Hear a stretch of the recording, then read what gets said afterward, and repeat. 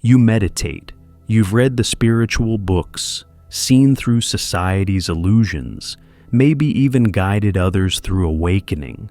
You speak of energy, vibration, and consciousness like second nature. It feels like you've climbed the mountain. But Carl Jung would say something that might shake everything you believe. What if your spirituality isn't the breakthrough you think it is? What if it's a disguise, not a liberation, but a new kind of prison? In this video, I'm unpacking Jung's warning about spiritual inflation and the 5 signs you're not actually awake, no matter how awakened you feel. These signs are confronting, but if you stick around, you might just discover what true awakening really demands. Here's what Jung understood that modern spirituality desperately avoids. Genuine awakening is devastatingly ordinary.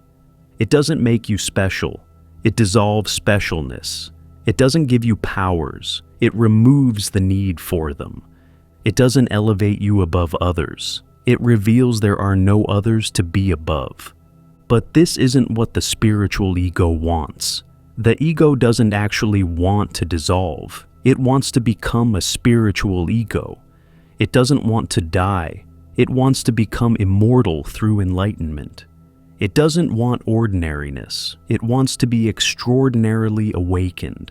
So the ego creates what Jung called spiritual inflation. It takes genuine spiritual experiences and turns them into identity, takes authentic insights and turns them into superiority, takes real growth and turns it into comparison with others. The ego doesn't transcend itself. It transcends ordinary ego by becoming cosmic ego. Jung saw this pattern everywhere in spiritual communities. People having genuine experiences, but using them to build even stronger egos. People touching truth, but immediately turning it into personal achievement. People glimpsing unity, but using it to feel more separate through being awakened. The result? Millions of people thinking they're awakened while actually being more asleep than ever. Using spirituality to avoid reality rather than embrace it. Using consciousness to escape being conscious. Using awakening itself as the ultimate defense against actually waking up. Let me show you exactly how to recognize if this is happening to you. The first and most obvious sign you're not awakened. You see yourself as more conscious, aware, or evolved than other people. You look at the sleeping masses with subtle superiority, patient compassion, or gentle pity. You've transcended what they're still caught in. You see what they can't see. You know what they don't know. This feeling of being more awakened is absolute proof you're not awakened at all. Jung called this spiritual inflation. The ego hasn't dissolved. It's expanded to cosmic proportions. You haven't transcended ego. You've created superego. You're not beyond separation. You're using spirituality to create the ultimate separation, the awakened versus the unawakened. Think about how you perceive people who aren't on a spiritual path. Do you see them as unconscious, behind you in evolution, trapped in the matrix while you've escaped? That perception, that's your ego, using awakening to maintain its favorite game, being special through comparison. Jung observed that genuine individuation dissolves the very concept of spiritual hierarchy. When you truly awaken, you don't see unconscious people and conscious people. You see consciousness itself, playing every role at every level perfectly. There's no one more or less awakened, because there's only one awareness appearing as everyone. The genuinely awakened person doesn't feel superior to anyone because they see themselves in everyone. The angry driver in traffic, that's consciousness forgetting itself. The greedy politician, that's consciousness playing separation.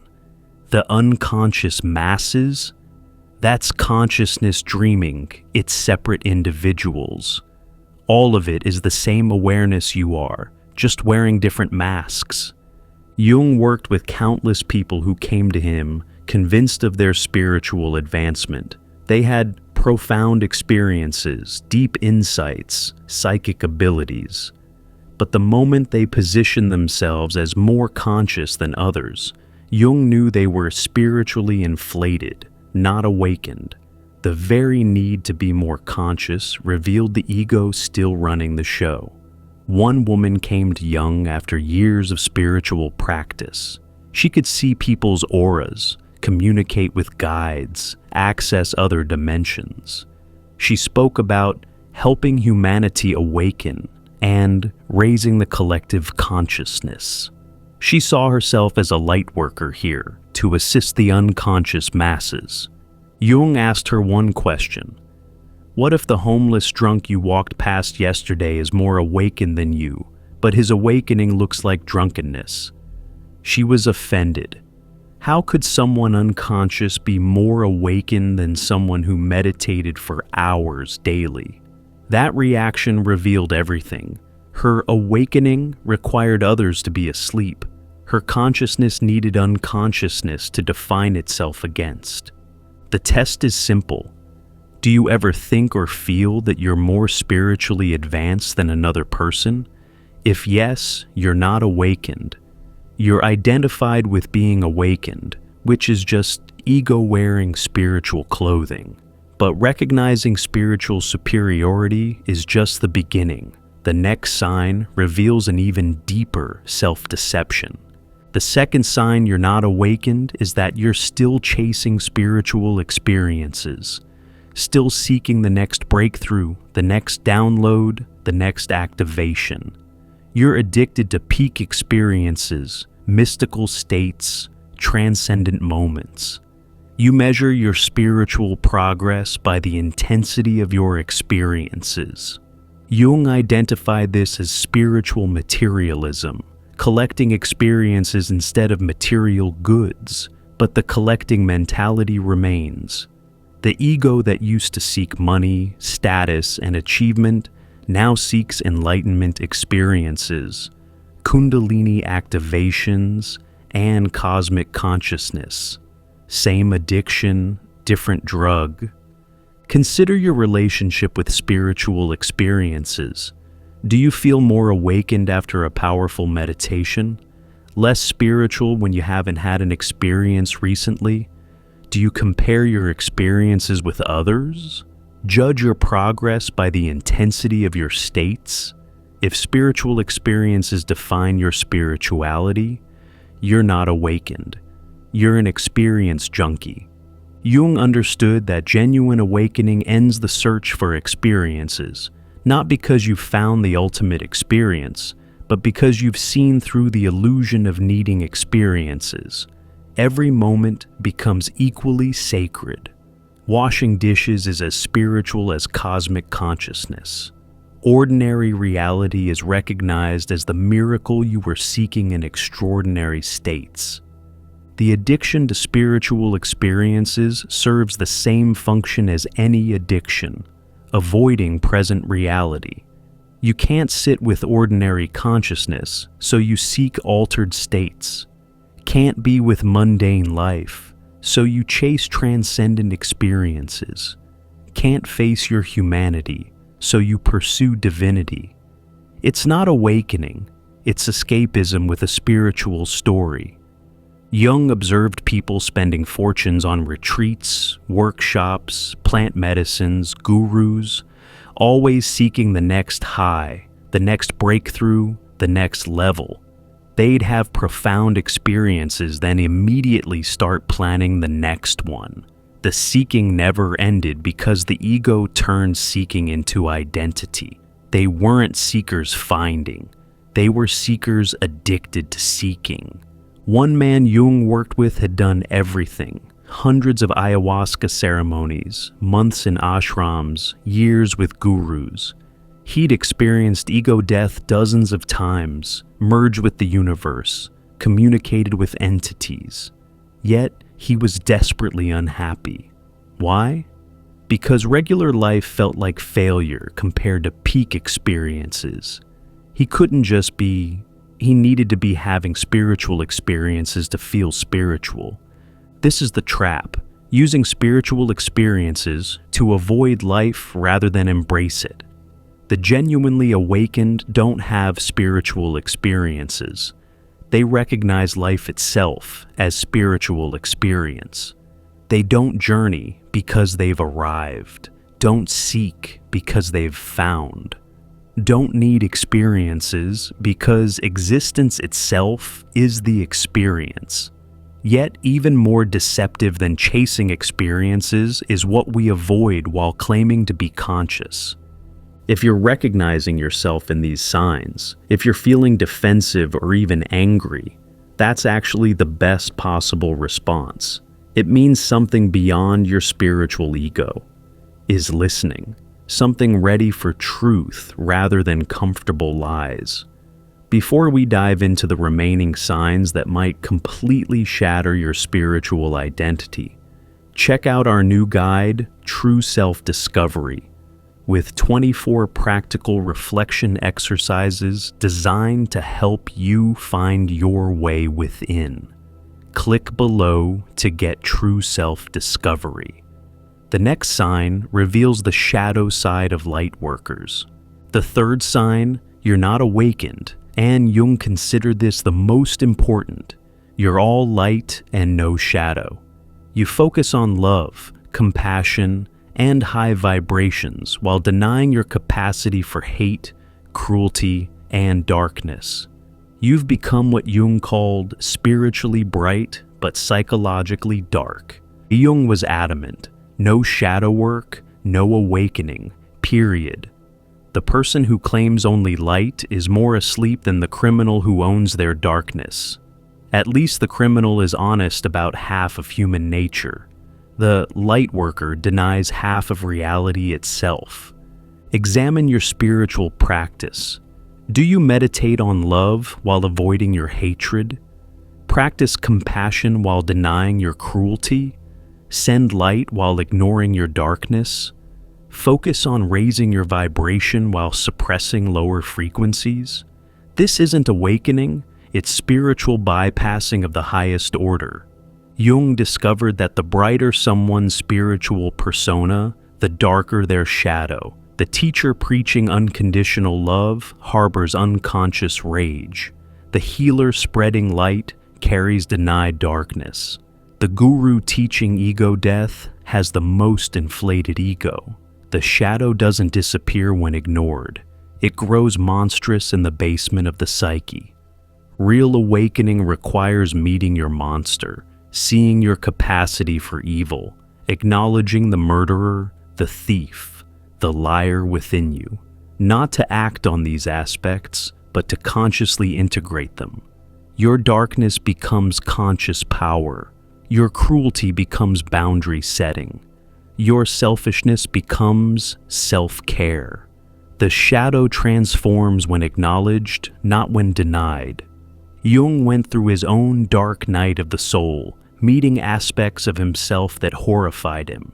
He found every human evil within his own psyche. Only by consciously relating to these shadows could he individuate. He didn't become good by denying evil. He became whole by integrating both. The spiritual person avoiding shadow work isn't becoming enlightened. They're becoming split. Their conscious light grows brighter, while their unconscious darkness grows denser. They project their denied shadows onto others, seeing demons, dark forces, low vibrations everywhere but within themselves. One spiritual teacher came to Jung in crisis. She'd taught love and light for years, built her entire identity on being pure channel of divine love. Then she started having violent fantasies about her students, murderous dreams, rage so intense it terrified her. She thought she was becoming evil. Jung showed her she was finally becoming whole. Her decades of focusing only on light had created a shadow so dense it was breaking through. The violence wasn't new. It had always been there, growing stronger through denial.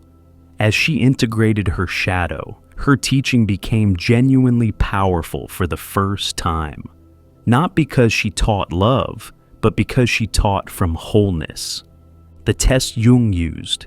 Can you acknowledge your capacity for everything you judge in others? Can you see the seeds of every human evil within yourself? Can you own your darkness as completely as your light? If not, you haven't awakened. You've just learned to hide half of yourself behind spiritual light. Speaking of hiding, the next sign reveals what we conceal even from ourselves. The fourth sign, you're not awakened. You still divide life into spiritual and non-spiritual. Meditation is sacred, but work isn't. Ceremony is spiritual, but grocery shopping isn't. You need special conditions, quiet spaces, sage, crystals, Sanskrit mantras to connect with the divine. Jung observed that genuine awakening sacralizes everything, not through effort or intention, but through recognition. Every moment becomes holy because you finally see it always was. The divine isn't found in special experiences. It's recognized in all experiences. God isn't reached through spiritual practice. God is revealed in everything, always, already. Think about your daily experience. Do you feel more spiritual during yoga than during commuting? More conscious in nature than in shopping malls? More awakened during meditation than during arguments? If you need special conditions to feel spiritual, you haven't awakened to the unconditional sacred that's always everywhere. The genuinely awakened don't escape ordinary life to find the spiritual. They find the spiritual hidden within the ordinary. They experience the sacred in traffic jams, the divine in dirty dishes, enlightenment in everyday errands. Not metaphorically, but actually. They see through the appearance of mundane to the sacred core of everything. Jung noticed that people who needed special conditions for spirituality were using spirituality to escape life. They couldn't find peace in chaos, so they sought silence.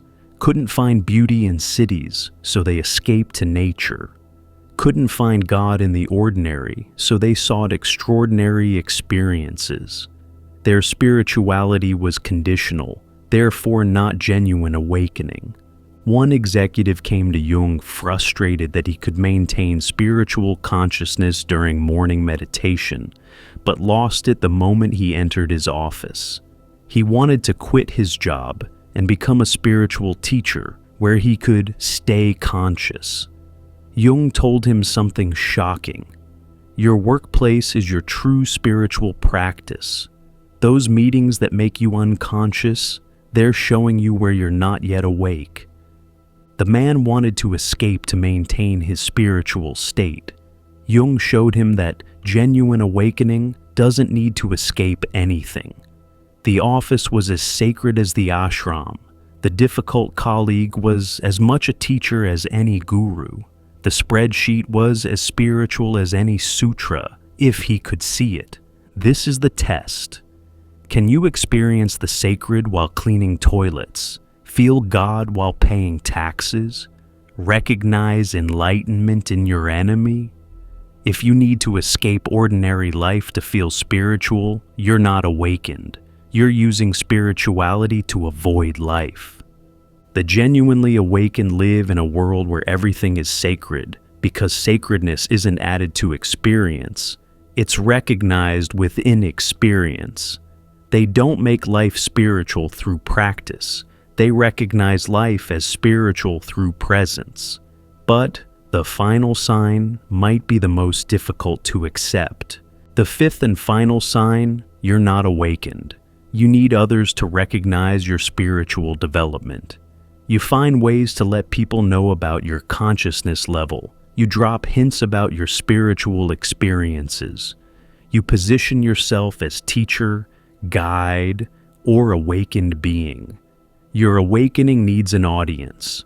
Jung identified this as the ego's last stand, the need for spiritual identity to be recognized.